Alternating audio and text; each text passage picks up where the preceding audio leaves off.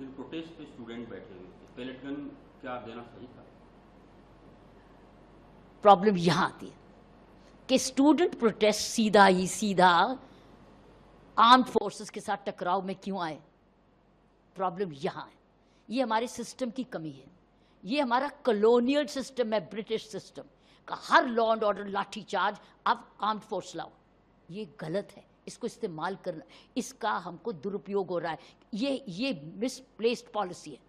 हमको ये colonial British system से निकलना होगा। स्टूडेंट प्रोटेस्ट का पहला जो लाइन ऑफ डिफेंस है वो है civil police, which is civil defence. हम क्यों नहीं सिविल डिफेंस को यूज कर रहे?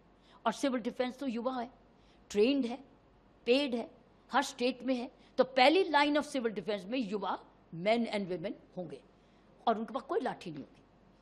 अगर अनलॉफुल असेंबली हो गई डिक्लेयर, तो पहला आपका इनकाउंटर सिविल डिफेंस से होगा कि आप उसको उनको मारेंगे उनसे, और उनके पास लाठी तो है ही नहीं, तो लाठी चार्ज कैसे होगा?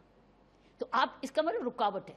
अगर आप बैरिकेड को ब्रेक करते हो तो second line of defence women police कर दीजिए। तो क्या आप विमेन पुलिस को अटैक करोगे? कैमरास आपको वॉच कर रहा है, उनके पास भी लाठियां नहीं है, लेकिन हेड गियर है, आर्मर है, हेड गियर भी है, आर्मर भी है, ताकि पथराव से बचे, पीटे नहीं, चोट ना लगे। सो वो सिविल डिफेंस पर भी आर्मर, हेलमेट भी हो, बॉडी आर्मर भी हो, नो लाठी। इधर भी ये भी हो और बैरिकेड भी हो और बॉडी आर्मर भी हो, ट्रेन भी हो। लेकिन अगर बेकाबू हो रहा है तो फिर लास्ट रिजॉर्ट होनी चाहिए अपनी आर्म्ड पुलिस सिचुएशन देख के करेगी, ये उसकी जिम्मेवारी है। टीयर गैस करना है, लाठी चार्ज करना है, या वाटर कैनन लगाना है, वो जो लास्ट स्टेज है। और लास्ट स्टेज पर अगर आपने वेपनरी यूज की तो इसका मतलब है कैमराज आपको एविडेंस बताएगा कि कौन क्या कर रहा था, कौन व्यक्ति आग लगा रहा था, क्योंकि उसमें तमाशबीन भी जुड़ जाएंगे, जान के आग लगाएंगे ताकि वो प्रोवोकेशन आए, तो कैमरा पकड़ेगा, तो पता चल उस वक्त किसने उसको देखा, उधर वो चलाएगा। तो आपने तो, मैंने नहीं देखा, बाद में वो तो सिर्फ कैमरे नहीं देखा। और ऊपर से ड्रोन्स चलाओ, साथ साथ ड्रोन्स थ्रू आउट चलने चाहिए।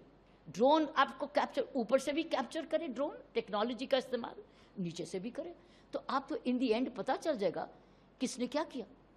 लेकिन एक बात है कि प्रदर्शियों को पता होना चाहिए कि जब आप प्रदर्शन के लिए आए हैं और 144 लगी, वो जैसे 144 पहले थी, जो जिसके बाद बात है प्रोहिबिटरी ऑर्डर आ गया और आपको कहा गया कि you are a non lawful assembly now, कुछ भी हो सकता है। तो आप पहले सिविल डिफेंस को भी तोड़ेंगे, विमेन पुलिस को भी ओवरलुक करेंगे, फिर आप एनकाउंटर करेंगे, क्योंकि उस वक्त तो पुलिस की ड्यूटी है लाइफ एंड प्रॉपर्टी को बचाना। चौथा गलती, अगली गलती जो मैंने देखा ये यहाँ पर प्रोटेस्ट में हुई है, एक तो कोई बैरियर नहीं, आप सीधा ही बढ़ रहे हैं आर्म्ड फोर्स के साथ।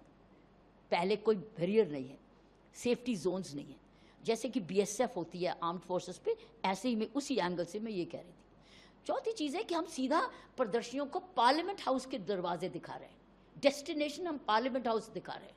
क्यों?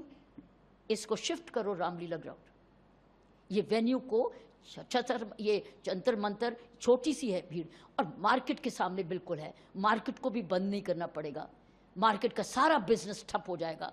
और उसमें रैंडसैकिंग भी हुई, उसमें आपने देखा वो भी आई, तो इसलिए लोगों ने दुकानें बंद की, क्योंकि लूटपाट शुरू हो गई दुकानों से। आइडेंटिफाई किया कि लगभग